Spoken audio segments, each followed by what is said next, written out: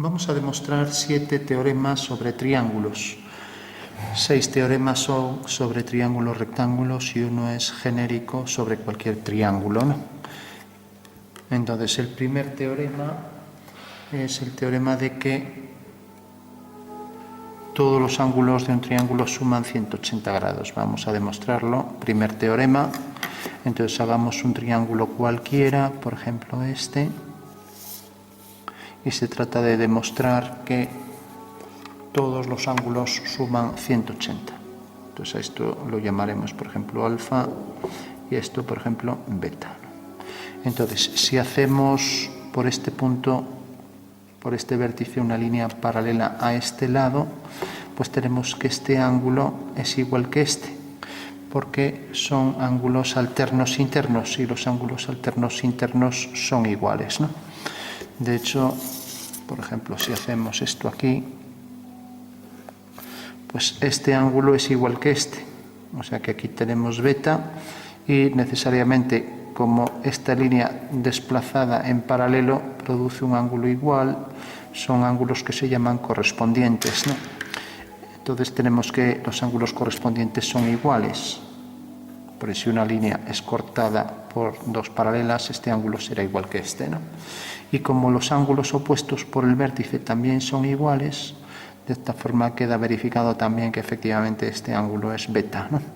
Entonces, si hacemos lo mismo de este lado, tenemos que el ángulo alfa, que queda de este lado, ahora vendrá a parar aquí. También son ángulos alternos internos y efectivamente pues tenemos que este ángulo más beta más alfa, o sea, este ya es el del propio triángulo, más este forman un ángulo llano, o sea que suman 180 grados, ¿no? De esta manera queda ya demostrado que la suma de los ángulos de un triángulo suma 180 grados entre los tres ángulos, 180 grados sexagesimales, ¿no? Bueno, una vez que tenemos este primer teorema, ahora pasamos a teoremas sobre triángulos rectángulos. Vamos a demostrar el teorema de los tres triángulos semejantes. Entonces, si hacemos un triángulo rectángulo, que es aquel que tiene un ángulo de 90 grados, hacemos aquí una línea y aquí una ortogonal. Este es un triángulo rectángulo porque tiene aquí 90 grados, lo expresamos así, ¿no? Y hacemos aquí una perpendicular desde este vértice a la base del triángulo, ¿no? Bueno, pues aquí tenemos un triángulo y si ahora fragmentamos y cortamos este trozo, tenemos entonces este otro triángulo aquí.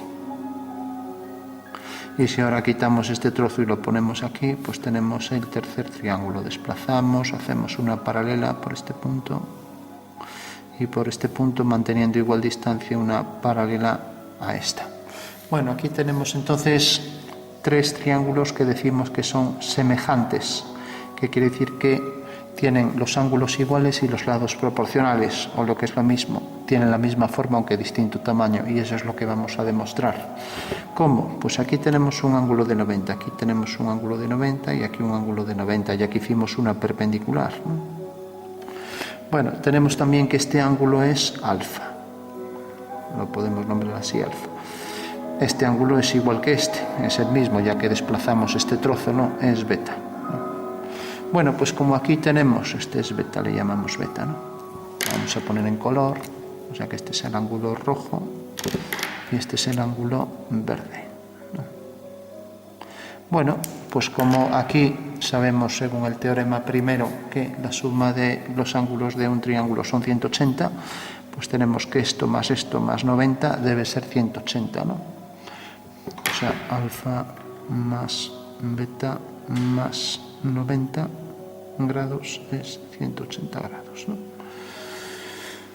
Bueno, con lo cual en este triángulo, pues efectivamente alfa más beta va a ser 90, ¿no? Y ese será otro teorema a demostrar, pero bueno, en principio estamos con esto. Si realmente tenemos que estos tres suman 180, pues aquí tenemos alfa más 90 igual que aquí. Eso quiere decir que este ángulo tendrá que ser igual que este. Entonces ya podemos poner que esto es beta, ¿no? ya que si estos dos son iguales, el tercero deberá ser igual. De la misma manera, si tenemos beta y 90, este deberá ser alfa también, ¿no? O sea que este que tenemos aquí será alfa. Con lo cual, si tienen sus ángulos iguales, quiere decir que en realidad tienen la misma forma los tres triángulos, aunque tengan distinto tamaño, ¿no? O sea que son proporcionales, lados proporcionales, ángulos iguales, ¿no? Bueno, pues este es el teorema de los tres triángulos rectángulos, podríamos ponerlo así, los tres triángulos rectángulos semejantes. Bueno, pasamos al siguiente teorema y aprovechándonos de este triángulo, ¿no? Pues tenemos aquí, por ejemplo, este ángulo alfa, ya lo ponemos aquí, alfa, según vemos aquí, y este ángulo beta aquí, ¿no? O sea que ya podemos poner el alfa, lo poníamos en verde, y el beta lo poníamos en rojo, ya que aquí 90 es alfa más beta, como habíamos dicho, ¿no? Bueno, entonces podemos escribir, como la suma de todos es 180, pues tenemos alfa más beta es 180, ¿no? Tercer teorema. Entonces tenemos que alfa más beta más alfa más beta es 180. O lo que es lo mismo, 2 alfa más 2 beta es igual a 180 grados. Y si dividimos todo entre 2, pues tenemos entonces ya que efectivamente alfa más beta es igual a 90 grados, ¿vale? Bueno, pues tenemos entonces que en este caso, que es el segundo teorema de Tales, siempre en realidad cuando hacemos esto sobre una semicircunferencia, bueno, lo hacemos así a mano, en la semicircunferencia siempre podemos coger un punto, hacer una perpendicular, unir este punto con este y este punto con este. De manera que estas dos líneas son, estos dos ángulos son de 90 grados y tenemos el caso de este triángulo, ¿no? O sea que en la semicircunferencia siempre todos los ángulos que comprometen cualquier punto P de la circunferencia se va a tener un caso como este. Y por tanto podemos demostrar también de esta manera y basándonos en esto que efectivamente todos los ángulos que están comprometidos dentro del diámetro de la circunferencia son todos de 90 grados, ¿no? Bueno, pues es el segundo teorema de Tales, nuestro tercer teorema, ¿no? Para eso pues hay que partir de la semicircunferencia y a partir de la semicircunferencia coger un punto, unirlo con el extremo del diámetro y con el otro extremo y hacerla perpendicular. Tenemos aquí las dos líneas perpendiculares, ¿no? Y ahora, por la igualdad de los ángulos de los dos triángulos y del tercero mayor, verificamos que efectivamente estos dos teoremas son válidos, ¿no? Cojamos el mismo teorema, bueno, el mismo triángulo para hacer el teorema, por ejemplo, del cateto. Cuarto teorema del cateto. Cojamos, por ejemplo, aquí el triángulo, rectángulo. Bueno, no tiene por qué ser isósceles, que no parezca un caso particular. Aquí hacemos la línea 90 grados. Bueno, y llamemos, por ejemplo, a esto ahora. Vamos a llamar a esto A, a esto B y a esto C.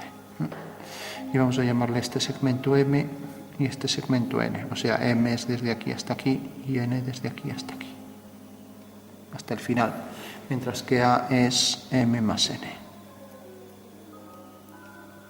Bueno, vamos a demostrar el teorema de Tales por lo que acabamos de ver antes.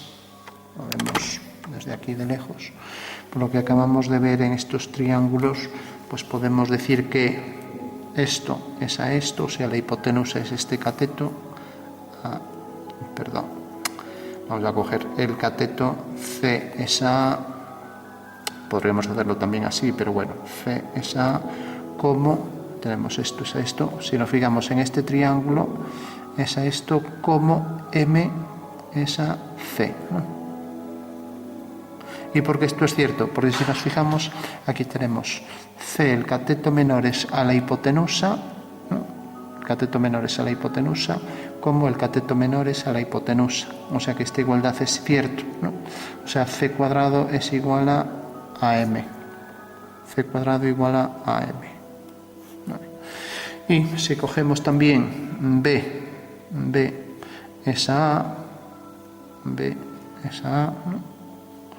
Como N es a B. Vale. Efectivamente, el cateto mayor de este triángulo, ¿no? El cateto mayor de este triángulo es a esto, a la hipotenusa, como el cateto mayor de este triángulo, ¿no? Es a la hipotenusa. Vale. Eso quiere decir que B al cuadrado es igual a N, ¿no? Bueno, entonces tenemos que este es el teorema del cateto y queda demostrado basándonos en lo que acabamos de ver aquí, que los tres triángulos son proporcionales, ¿vale? Y lo podríamos representar gráficamente. C al cuadrado es prolongar esta línea, hacer centro aquí, hacer un giro, y este es C al cuadrado, ¿no?